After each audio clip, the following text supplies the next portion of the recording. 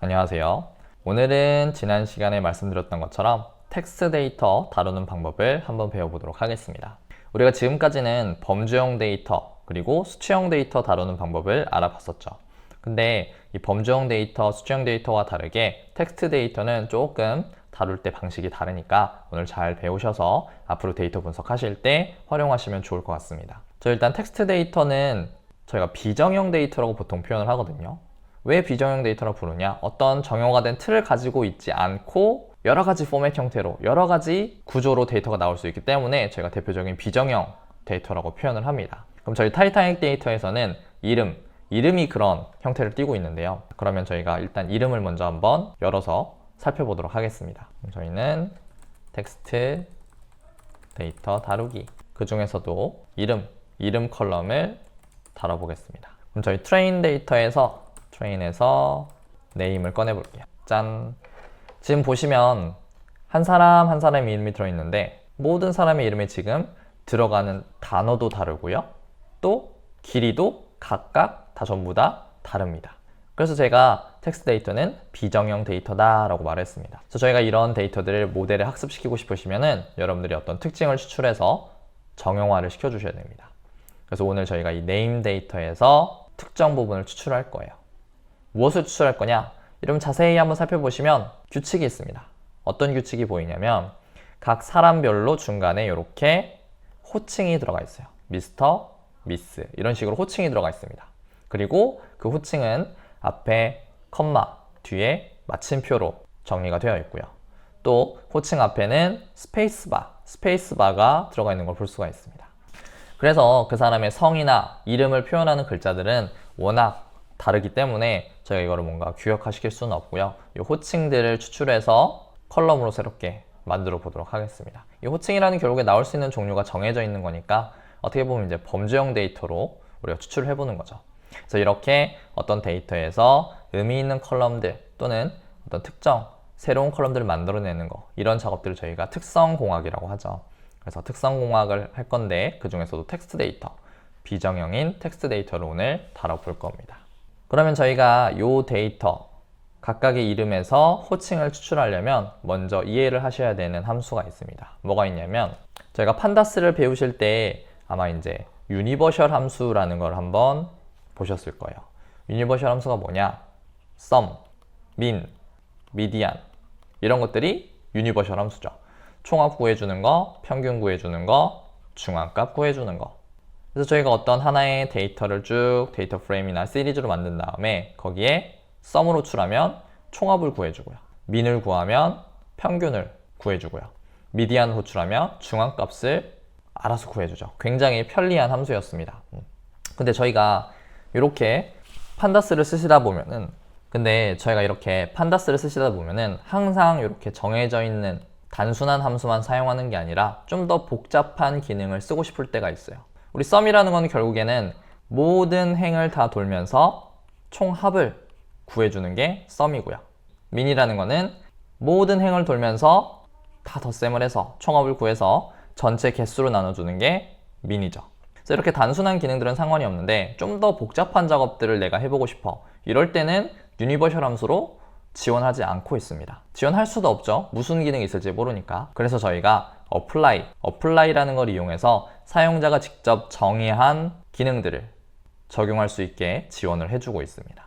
우리도 마찬가지예요. 우리도 지금 이름에서 뭘 추출하고 싶은 거예요? 좌우로 컴마와 마침표가 들어있는 요 중간 부분만 추출하고 싶은 거예요. 어떻게? 모든 행을 순차적으로 돌면서. 그래서 저희가 이 apply라는 함수를 이용할 건데 apply 함수에다가 이렇게 써보실 수가 있어요. 입력인자로 사용자 정의 함수를 넣어주시면은 우리 판다스가 알아서 사용자 정의 함수 기능을 한 행씩 돌면서 처리를 해줍니다. 그래서 꼭 여러분들이 기본적인 이런 기능을 쓰지 않고도 내가 좀 더 복잡한 알고리즘을 짜가지고 한 행씩 뭔가 작업을 처리하고 싶어, 또는 한 열씩 돌면서 처리하고 싶어, 이럴 때는 이 apply라는 함수를 적극 활용하시면 됩니다. 근데 사실 apply 안 써도 여러분들이 포문 있죠? 포문 이용해서 데이터를 하나씩 돌면서 코드를 짜실 수도 있어요. 똑같습니다. 근데 공식적으로 이 apply라는 함수를 지원을 하고 있어요. 그래서 저희도 이 apply 함수 사용하는 거를 보여드리도록 하겠습니다. 그러면 저희 이제 네임에다가 복사를 해서 apply 한 행씩 돌면서 내가 짠 알고리즘 사용자 정의 함수가 동작하게 하겠다 라고 지금 써놨어요. 그럼 이제 내가 뭔가 함수를 하나 정의를 해봐야겠죠? define 이름은 split title이라고 하겠습니다. split title 이름을 쪼개주는 거죠. 그리고 여기다가 본인이 하고 싶은 이제 알고리즘에 맞는 코드를 작성해 주시면 되겠죠. 그리고 나서 여기 있는 이 함수 이름을 이 apply에다 집어넣어 줄게요. 그럼 이 우리 train name을 알아서 한 행씩 돌면서 이 split title에 있는 코드가 순차적으로 실행이 될 겁니다. apply는 이런 용도로 사용을 해요. 사용자 정의 함수를 각 행씩, 각 열마다 돌면서 적용할 수 있게 도움을 줍니다. 자, 그럼 이제 apply 함수 만드실 때 주의하실 점이 있는데 입력 인자를 하나 이렇게 들어올 수 있게 해주셔야 돼요. 왜 이렇게 들어오게 하느냐? 우리 apply의 동작 원리를 한번 살펴보시면은 이렇게 우리가 지금 하나의 네임을 꺼내오고 있죠. 그리고 각 행을 돌면서 스플릿 타이틀이 적용되게 해놨어요. 그러면 각 행에 대한 정보가 있어야 거기서 뭔가 내가 알고리즘을 짤 수 있을 거 아니에요. 그래서 함수를 만드실 때 각 행들의 데이터가 들어올 수 있도록 이렇게 입력 인자를 만들어 주셔야 됩니다.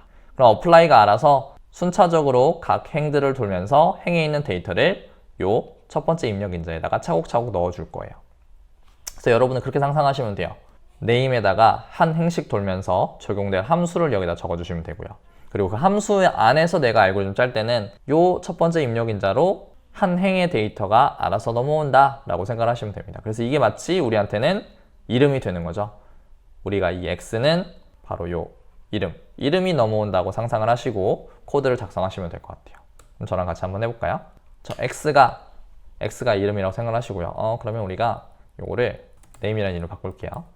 이름이 들어온다고 생각을 하시고 코드를 작성해 볼게요. return은 이 apply 함수가 다 끝나고 나서 각 행을 돌면서 연산을 하고 나서 그 결과를 다시 되돌려줘야 결과물을 볼 수 있게 구조가 만들어져 있습니다. 그래서 꼭 return은 해주셔야 돼요. 요 name은 지금 뭐가 넘어오는 거예요? 요 글자, 문자열이 들어온다고 생각하시면 됩니다. 그래서 우리 문자열 함수 중에서 이런 기능이 있었어요. 스플릿은 뭐냐면 쪼개는 함수죠. 쪼개는 함수. 왜 쪼개느냐? 저희는 이 중간 호칭을 꺼내려면 요 컴마와 점을 기준으로 문자열을 잘라내줘야 돼요. 잘라내줘야 됩니다. 그래서 이 스플릿이라는 기능을 쓸 거예요. 그럼 먼저 앞에 있는 컴마를 기준으로 한번 잘라볼게요. 이렇게. 그리고 실행시켜 보겠습니다. 짠! 결과 보시면 어떻게 돼요? 알아서 이 apply라는 게 내 거 시리즈를 한 행씩 돌면서 스플릿 타이틀을 실행시켜줬죠. 근데 스플릿 타이틀에서는 무슨 기능을 하고 있어요? 들어온 데이터에 대해서 컴마를 기준으로 스플릿하게 해놨습니다. 그래서 결과 보시게 되면은 리스트로 나오죠. 이제 하나의 문자열을 컴마로 잘랐으니까 여러 개의 문자열들로 쪼개질 거 아니에요. 그래서 그걸 담을 수 있는 리스트로 나오게 됐고요. 그래서 첫 번째, 여러분 이거 헷갈리시면 안 돼요. 이건 아까 우리가 봤던 컴마가 아니라 뭐예요? 리스트에서 요소를 구분해주는 컴마입니다. 앞에는 우리가 원하는 데이터가 아니죠. 뒤에가 두 번째, 뒤에 있는 요소가 우리가 원하는 데이터가 됩니다. 왜냐? 우리 호칭은 지금 뒤에 쪼개고 나서 뒤쪽에 들어있으니까. 그럼 자 한번 봅시다.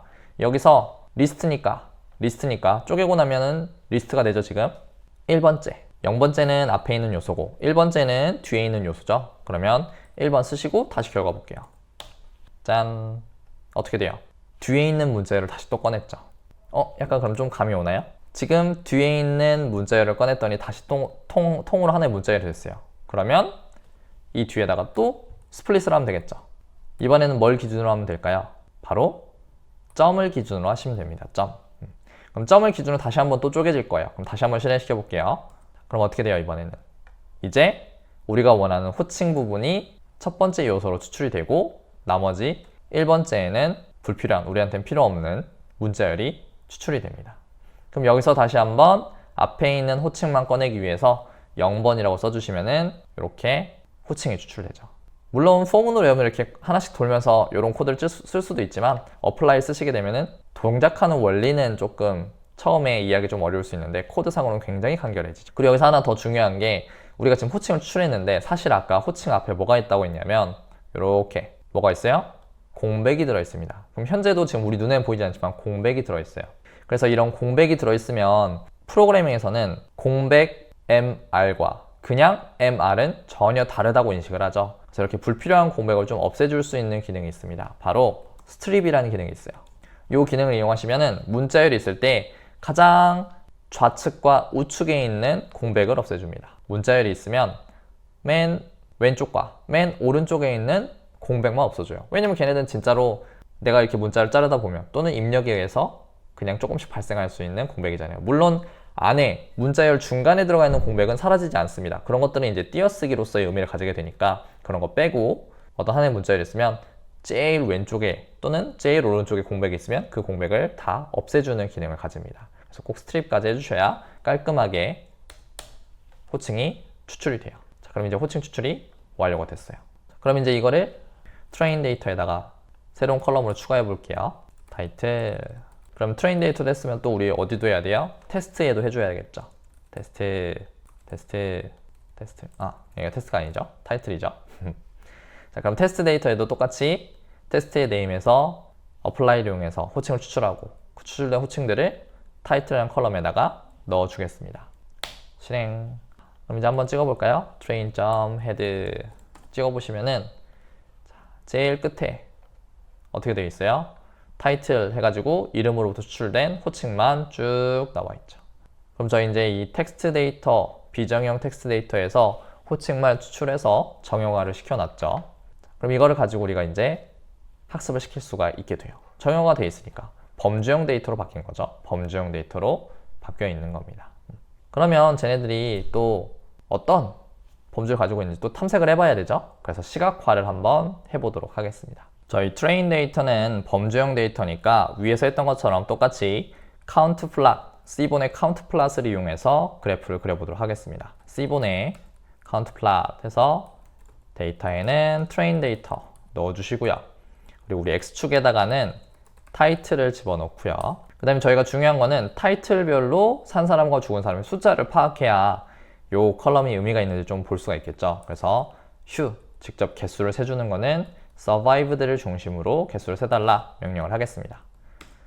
실행시키시면은 각 호칭별로 산 사람과 죽은 사람의 숫자를 세서 그래프를 그려줄 거예요. 근데 우리 그래프 어떻게 돼요? 너무 작죠? 그쵸? 그래서 저희가 이 그림의 크기를 좀 키워주겠습니다. 자, 앞에 설명드렸듯이 우리 C본이라는 거는 매플로립을 기반으로 구성된 라이브러리입니다. 그래서 이 매플로립은 시각화를 할 수 있는 도구인데 약간 두 개 차이 설명을 드리면 매플로립을 이용하시면 여러분들이 하나하나 세밀하게 모든 것을 다 디테일하게 조정을 해서 그림을 그려나갈 수가 있어요. 근데 반면에 C본은 내가 필요한 데이터만 딱딱딱 넣어도 알아서 그림이 이쁘게 만들어줍니다. 그래서 내가 밑바닥부터 공들여서 하나씩 모든 요소들을 다 건드리면서 그림을 그릴 거야. 그럼 매플로립을 쓰시고요. 아니야, 나는 빠르게 그냥 필요한 정보만 넣어서 빠르게 그림을 그려볼래 하시면 C본을 쓰시면 됩니다. 그래서 결국엔 C본도 매플로립을 기반으로 돼 있어서 매플로립에 설정을 넣으시면 C본의 그림도 좀 조절이 돼요. 그러면 이제 PLT, 매플로립이죠. 그래서 우리 그림, 전체 지금 그림의 크기를 좀 조절해 줄게요. 그래서 그때 여기서는 figure라는 단어를 쓰는데 fig size라는 게 있습니다. fig size. 내가 전체 그림의 크기를 결정할 건데 fig size를 이용해서 가로, 세로 크기를 써주시면 됩니다. 저희는 가로가 좀 더 길어야 될 것 같아요. 지금 가로가 너무 답답하죠. 그래서 저는 가로 15, 세로 5라고 설정을 하겠습니다. 짠! 훨씬 보기 좋죠? 네, 훨씬 보기 좋죠? 끝에 이제 단어가 좀 길어서 겹치긴 했지만 그래도 아까보다는 훨씬 나은 걸 볼 수가 있습니다.